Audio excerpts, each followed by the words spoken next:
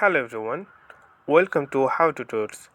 In this video, I'm gonna share with you how you can change your password on Mastodon social app. Okay, so you can easily change this. So how can you change this? Just watch the video till the end, then you will learn. Now let's begin the tutorial. So click on your Mastodon app, then go to Settings, top right corner here.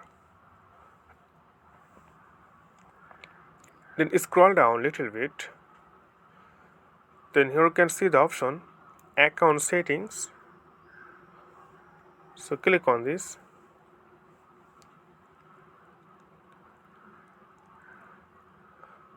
Then scroll down. Then you can see here is three option: current password, new password, confirm new password. So you have to put your current password here, and then you need to type your new password and again confirm it, and then save change. Okay friend, today is no more, and please consider to subscribe my channel, and thank you for watching this tutorial.